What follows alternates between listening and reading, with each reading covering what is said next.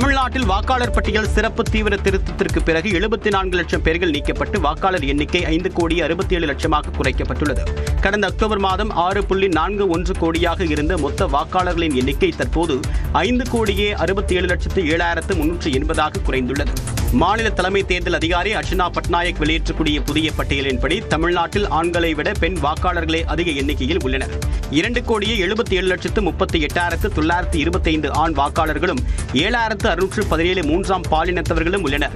இந்த பட்டியலில் சுமார் 27.53 லட்சம் புதிய வாக்காளர்கள் சேர்க்கப்பட்டுள்ளனர். Claims and objections period நமக்கு about 7.40 lakhs draft roll இருந்து claims and objections periodல about 7.40 lakhs inclusion 18 to 19 voters. இதில் முதல் முறை வாக்களிக்க காத்திருக்கக்கூடிய 18 முதல் 19 வயதுடைய இளைஞர்களின் எண்ணிக்கை 12.51 லட்சமாகும். மேலும் 85 வயதிற்கு மேற்பட்ட மூத்த குடிமக்கள் 3.99 லட்சம் பேரும், மாற்றுத்திறனாளிகள் 4.63 லட்சம் பேரும் இந்த பட்டியலில் இடம்பெற்றுள்ளனர். வழக்கம் போலவே மாநிலத்திலேயே மிகப்பெரிய தொகுதியாக 5.36 லட்சம் வாக்காளர்களுடன் சோழிங்கநல்லூர் நீடிக்கிறது. வெறும் 1,16,000 வாக்காளர்களுடன் பட்டியலின் கடைசி இடத்தில் சென்னை மாவட்டத்தின் துறைமுகம் உள்ளது. சென்னை மாவட்டத்தின் 16 சட்டமன்ற தொகுதிகளில் உள்ள வாக்காளர்களின் எண்ணிக்கை 40 லட்சத்திலிருந்து 28 லட்சமாக சரிந்துள்ளது. கடந்த கால கணக்கெடுப்பின்படி சென்னை மாவட்டத்தின் 16 தொகுதிகளில் மொத்தம் 40,04,694 வாக்காளர்கள் இருந்தனர். வாக்காளர் பட்டியல் தீவிர திருத்த பணிகளுக்கு பிறகு கடந்த டிசம்பர் மாதம் வெளியிடப்பட்ட வரைவு வாக்காளர் பட்டியலில் இந்த எண்ணிக்கை 28,30,936 குறைந்துள்ளது. இதன் மூலமாக சுமார் 11,73,758 வாக்காளர்களின் பெயர்கள் பட்டியலில் இருந்து நீக்கப்பட்டுள்ளன. சென்னை மாவட்ட வாக்காளர் பட்டியலில் ஆண்கள் 13,65,763 பேர், பெண்கள் 14,64,344 பேர், மூன்றாம் பாலினத்தவர் 829 பேர் இடம்பெற்றுள்ளனர். வரைவு வாக்காளர் பட்டியலில் வெளியிடப்பட்ட பிறகு 2,51,260 வாக்காளர்கள் புதிதாக சேர்க்கப்பட்டுள்ளனர்.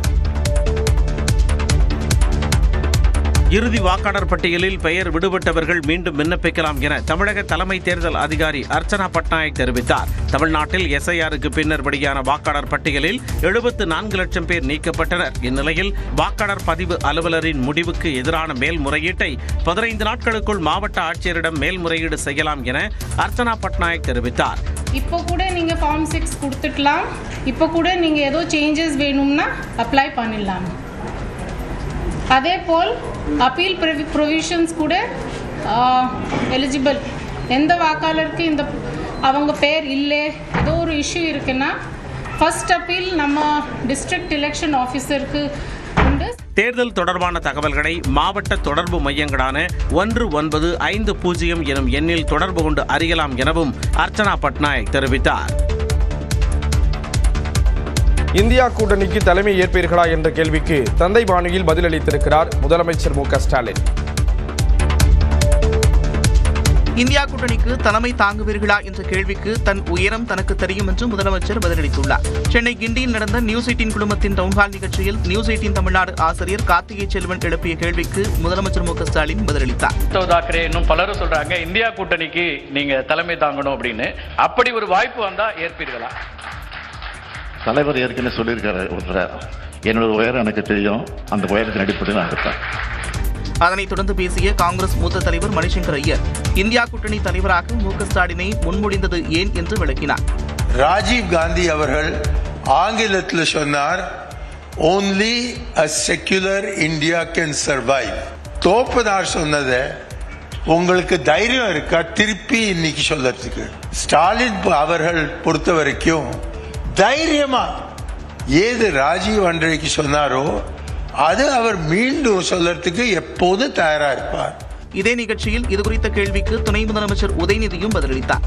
இது ஒரு எங்களுடைய கூட்டணி கட்சி, மிகப்பெரிய ஒரு இயக்கம். அவங்க பாராட்டுறது எங்களுக்கு கூடுதல் மகிழ்ச்சி தான். இருந்தாலும் எங்களுடைய தலைவர் அதற்கான முடிவை எடுப்பார். மோடியின் இரட்டை இன்ஜின் கொள்கை தமிழ்நாட்டில் ஒரு அடி கூட நகராது என்று உதயநிதி ஸ்டாலின் கூறினார். எழும்பூர் ரயில் நிலையத்தில் நடைபெறும் பராமரிப்பு பணி காரணமாக சென்னை கடற்கரை செங்கல்பட்டு வழித்தடத்தில் இருந்த 164 ரயில் சேவைகள் 115ஆக குறைக்கப்பட்டுள்ளது. இது இன்று முதல் அமலுக்கு வந்துள்ளது. எழும்பூர் ரயில் நிலையத்தில் 10, 11 ஆகிய நடைமேடைகளில் சீரமைப்பு மற்றும் நடை மேம்பால பணிகள் நடைபெறுகின்றன. இதனால் 204 ரயில் சேவைகள் 164ஆக குறைக்கப்பட்ட நிலையில் மேலும் ரயில் சேவை குறைப்பு உள்ளிட்ட மாற்றங்கள் இன்று முதல் ஏப்ரல் 5ஆம் தேதி அமலில் இருக்கும் என தெற்கு ரயில்வே தெரிவித்துள்ளது. அதன்படி எழும்பூர், பரங்கிமலை, கூடுவாஞ்சேரி, செங்கல்பட்டு மார்க்கத்தில் பொதுமக்களின் வசதிக்காக 26 கூடுதல் மின்சார ரயில்கள் இயக்கப்படும் என அறிவிக்கப்பட்டுள்ளது. இந்த ரயில்கள் எழும்பூரிலிருந்து கூடுவாஞ்சேரி, செங்கல்பட்டு நோக்கி செல்லும் போது சேத்துப்பட்டு, கோடம்பாக்கம் மற்றும் நுங்கம்பாக்கத்தில் நிற்காது எனவும், மறுமார்க்கத்தில் எழும்பூர் வரும்போது பல்லாவரம், கோடம்பாக்கம், நுங்கம்பாக்கம், சேத்துப்பட்டில் நிற்காது என்றும் கூறப்பட்டுள்ளது. அதேநேரம் திருமால்பூர், அரக்கோணம் மற்றும் சென்னை கடற்கரை அரக்கோணம் இடையே இயக்கப்படும் விரைவு மின்சார ரயில், செங்கல்பட்டு எழும்பூர் இடையேயான பகுதி விரைவு மின்சார ரயில் ஆகியவை பரங்கிமலையில் நின்று செல்லும். அதேபோல கும்மிடிப்பூண்டி, தாம்பரம் மார்க்கத்தில் வார நாள்களில் இயக்கப்படும் ரயில்கள் செங்கல்பட்டு வரை நீட்டிக்கப்பட்டுள்ளது. சென்னை கடற்கரை தாம்பரம் இடையே பீக் ஹவர்ஸ் இல்லாமல் சாதாரண நேரத்தில் இயக்கப்படும் ஏசி மின்சார ரயில்கள் ரத்து செய்யப்படுகிறது. ஞாயிற்றுக்கிழமைகளில் ஏசி மின்சார ரயில் சேவை முழுவதுமாக ரத்து செய்யப்பட்டுள்ளது. வரும் சட்டமன்ற தேர்தல் தனக்கும் ஸ்டாலினுக்கும் நடக்கும் போர் என்று தாவேக தலைவர் விஜய் சூளுரைத்துள்ளார். வேலூர் அடுத்த அகரம்சேரியில் தாவேக நிர்வாகிகள் சந்திப்பில் உரையாற்றிய அவர், கடந்த தேர்தலில் நல்ல தலைமை இல்லாததால் திமுகவுக்கு மக்கள் வாக்களித்து ஏமாந்ததாக கூறினார். உண்மையிலே இந்த எலெக்ஷன் எதுக்கான எலெக்ஷன்? தமிழ்நாட்டில் வாக்காளர் பட்டியல் சிறப்பு தீவிர திருத்தத்திற்கு பிறகு 74 லட்சம் பேர்கள் நீக்கப்பட்டு வாக்காளர் எண்ணிக்கை 5,67 லட்சமாக குறைக்கப்பட்டுள்ளது. கடந்த அக்டோபர் மாதம் 6.41 கோடியாக இருந்த மொத்த வாக்காளர்களின் எண்ணிக்கை தற்போது 5,67,0380 குறைந்துள்ளது. மாநில தலைமை தேர்தல் அதிகாரி அர்ச்சனா பட்நாயக் வெளியிட்டக்கூடிய புதிய பட்டியலின்படி தமிழ்நாட்டில் ஆண்களை விட பெண் வாக்காளர்களே அதிக எண்ணிக்கையில் உள்ளனர். 2,77,38,925 ஆண் வாக்காளர்களும் 7,617 மூன்றாம் பாலினத்தவர்களும் உள்ளனர். இந்த பட்டியலில் சுமார் 27.53 லட்சம் புதிய வாக்காளர்கள் சேர்க்கப்பட்டுள்ளனர். Claims and objections periodly நமக்கு about 7.40 lakhs draft roll இருந்து claims and objections periodல about 7.40 lakhs inclusion 18 to 19 voters. இதில் முதல் முறை வாக்களிக்க காத்திருக்கக்கூடிய 18 முதல் 19 வயதுடைய இளைஞர்களின் எண்ணிக்கை 12.51 லட்சமாகும். மேலும் 85 வயதிற்கு மேற்பட்ட மூத்த குடிமக்கள் 3.99 லட்சம் பேரும், மாற்றுத்திறனாளிகள் 4.63 லட்சம் பேரும் இந்த பட்டியலில் இடம்பெற்றுள்ளனர். வழக்கம் போலவே மாநிலத்திலேயே மிகப்பெரிய தொகுதியாக 5.36 லட்சம் வாக்காளர்களுடன் சோழிங்கநல்லூர் நீடிக்கிறது. வெறும் 1,16,000 வாக்காளர்களுடன் பட்டியலின் கடைசி இடத்தில் சென்னை மாவட்டத்தின் துறைமுகம் உள்ளது. சென்னை மாவட்டத்தின் 16 சட்டமன்ற தொகுதிகளில் உள்ள வாக்காளர்களின் எண்ணிக்கை 40 லட்சத்திலிருந்து 28 லட்சமாக சரிந்துள்ளது. கடந்த கால கணக்கெடுப்பின்படி சென்னை மாவட்டத்தின் 16 தொகுதிகளில் மொத்தம் 40,04,694 வாக்காளர்கள் இருந்தனர். வாக்காளர் பட்டியல் தீவிர திருத்த பணிகளுக்கு பிறகு கடந்த டிசம்பர் மாதம் வெளியிடப்பட்ட வரைவு வாக்காளர் பட்டியலில் இந்த எண்ணிக்கை 28,30,936 குறைந்துள்ளது. இதன் மூலமாக சுமார் 11,73,758 வாக்காளர்களின் பெயர்கள் பட்டியலில் இருந்து நீக்கப்பட்டுள்ளன. சென்னை மாவட்ட வாக்காளர் பட்டியலில் ஆண்கள் 13,65,763 பேர், பெண்கள் 14,64,344 பேர், மூன்றாம் பாலினத்தவர் 829 பேர் இடம்பெற்றுள்ளனர். வரைவு வாக்காளர் பட்டியலில் வெளியிடப்பட்ட பிறகு 2,51,260 வாக்காளர்கள் புதிதாக சேர்க்கப்பட்டுள்ளனர். இறுதி வாக்காளர் பட்டியலில் பெயர் விடுபட்டவர்கள் மீண்டும் விண்ணப்பிக்கலாம் என தமிழக தலைமை தேர்தல் அதிகாரி அர்ச்சனா பட்நாயக் தெரிவித்தார். தமிழ்நாட்டில் எஸ்ஐஆருக்கு பின்னர் வெளியான வாக்காளர் பட்டியலில் 74 லட்சம் பேர் நீக்கப்பட்டனர். இந்நிலையில் வாக்காளர் பதிவு அலுவலரின் முடிவுக்கு எதிரான மேல்முறையீட்டை 15 நாட்களுக்குள் மாவட்ட ஆட்சியரிடம் மேல்முறையீடு செய்யலாம் என அர்ச்சனா பட்நாயக் தெரிவித்தார். இப்போ கூட நீங்க ஃபார்ம் 6 கொடுத்துக்கலாம். இப்போ கூட நீங்க ஏதோ சேஞ்சஸ் வேணும்னா அப்ளை பண்ணிடலாம். அதேபோல் அப்பீல் ப்ரொவிஷன்ஸ் கூட எலிஜிபிள். எந்த வாக்காளருக்கு இந்த அவங்க பேர் இல்லை, ஏதோ ஒரு இஷ்யூ இருக்குன்னா ஃபர்ஸ்ட் அப்பீல் நம்ம டிஸ்ட்ரிக்ட் எலெக்ஷன் ஆஃபீஸருக்கு உண்டு. தேர்தல் தொடர்பான தகவல்களை மாவட்ட தொடர்பு மையங்களான 1950 எனும் எண்ணில் தொடர்பு கொண்டு அறியலாம் எனவும் அர்ச்சனா பட்நாயக் தெரிவித்தார். இந்தியா கூட்டணிக்கு தலைமை ஏற்பீர்களா என்ற கேள்விக்கு தந்தை பாணியில் பதிலளித்திருக்கிறார் முதலமைச்சர் மு.க. ஸ்டாலின். இந்தியா கூட்டணிக்கு தலைமை தாங்குவீர்களா என்ற கேள்விக்கு தன் உயரம் தனக்கு தெரியும் என்று முதலமைச்சர் பதிலளித்துள்ளார். சென்னை கிண்டியில் நடந்த நியூஸ் 18 குழுமத்தின் டவுன்ஹால் நிகழ்ச்சியில் நியூஸ் 18 தமிழ்நாடு ஆசிரியர் கார்த்திகை செல்வன் எழுப்பிய கேள்விக்கு முதலமைச்சர் மு.க. ஸ்டாலின் பதிலளித்தார். உத்தவ் தாக்கரே இன்னும் பலரும் சொல்றாங்க இந்தியா கூட்டணிக்கு நீங்க தலைமை தாங்கணும் அப்படின்னு. அப்படி ஒரு வாய்ப்பு வந்தா ஏற்பீர்களா? தலைவர் ஏற்கனவே சொல்லியிருக்காரு, என்னோட உயரம் எனக்கு தெரியும், அந்த உயரத்தின் அடிப்படையில் நான் இருப்பேன்.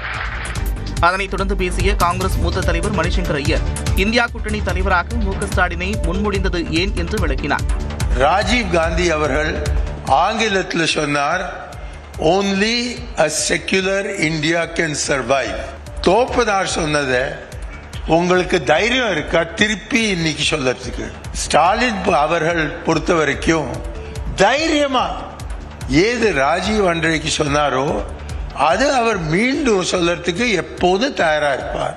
இதே நிகழ்ச்சியில் இதுகுறித்த கேள்விக்கு துணை முதலமைச்சர் உதயநிதியும் பதிலளித்தார். இது ஒரு எங்களுடைய கூட்டணி கட்சி, மிகப்பெரிய ஒரு இயக்கம். அவங்க பாராட்டுறது எங்களுக்கு கூடுதல் மகிழ்ச்சி தான். இருந்தாலும் எங்களுடைய தலைவர் அதற்கான முடிவை எடுப்பார். மோடியின் இரட்டை இன்ஜின் கொள்கை தமிழ்நாட்டில் ஒரு அடி கூட நகராது என்று உதயநிதி ஸ்டாலின் கூறினார். எழும்பூர் ரயில் நிலையத்தில் நடைபெறும் பராமரிப்பு பணி காரணமாக சென்னை கடற்கரை செங்கல்பட்டு வழித்தடத்தில் இருந்த 164 ரயில் சேவைகள் 115 குறைக்கப்பட்டுள்ளது. இது இன்று முதல் அமலுக்கு வந்துள்ளது. எழும்பூர் ரயில் நிலையத்தில் 10, 11 ஆகிய நடைமேடைகளில் சீரமைப்பு மற்றும் நடை மேம்பால பணிகள் நடைபெறுகின்றன.